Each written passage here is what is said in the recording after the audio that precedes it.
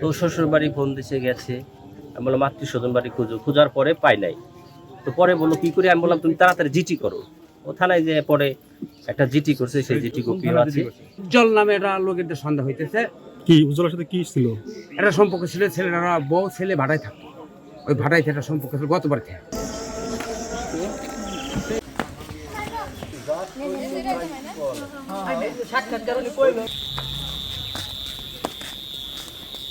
বিভৎস দৃশ্য এটি, আমরা আসলে ক্যামেরায় বিভৎসভাবে পড়ে রয়েছে। তো এখান থেকে দুটো লাশই এখানে ছিল। 5 বছর, মাত্র 5 বছর না।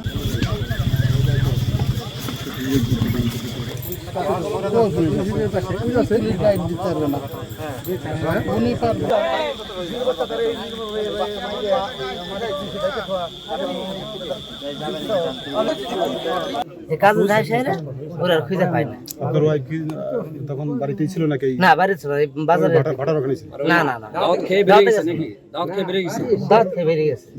এটা চলে এসেছিল, আমার ফুয়ে থেকে মারা গেছে, চলে এসে দাঁত খেয়ে আমার কাছে কাজে, সে এলে দাঁত খেয়ে বল গেছে গেছে এবার আমি সন্ধ্যা লেগে যায়, আসে না। আমি আবার গেছি নাইগিয়ে গেছি, শহীদ ডাক্তার কাছে জিজ্ঞেস করছি, ওনে যায় নাই।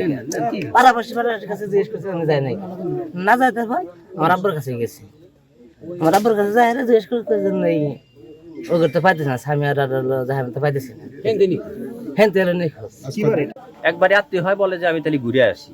গত সোমবারেই এই বোটা চলে আসছে, তারপরে রাত্রে আর বাড়িতে যায় না।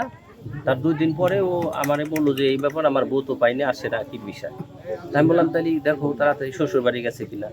তো শ্বশুর বাড়ি ফোন দিছে গেছে, আমি বললাম আত্মীয় স্বজন বাড়ি খুঁজো, খোঁজার পরে পাই নাই। তো পরে বললো কি করে, আমি বললাম তুমি তাড়াতাড়ি জিটি করো। ও থানায় যে পরে একটা জিটি করছে, সেই জিটি কপিও আছে। আমাদের গলন্দ থানা, মানে এটা আমাদের উজানছড়ের ভিতরে এই ঘটনাটা, ওই ছেলেটার বাড়ি।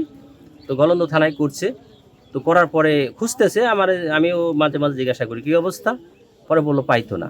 তো হঠাৎ করে আজকে ঘন্টা 2 আগে ফেসবুকে আমিও দেখছি, অনেকে দেখে আমাদের ওখানে এলো, চিন্তা করতেছিল যে এইটাই তো মেয়ে বাচ্চা, তারপরে বয়সের সাথেও মিল আছে। তো তখন আমরা ওই ছেলেটা ফোন দিলাম তুই তাড়াতাড়ি চলে আয়, এবং ওর বাপও আমার কাছে আসলো। দিনের বেলায় 3:30 অথবা 4টের দিকে এরকম সংবাদ পাই যে আমাদের ফরিদপুর রাজবাড়ি সীমান্ত এলাকায় একটি লাশ পাওয়া গেছে।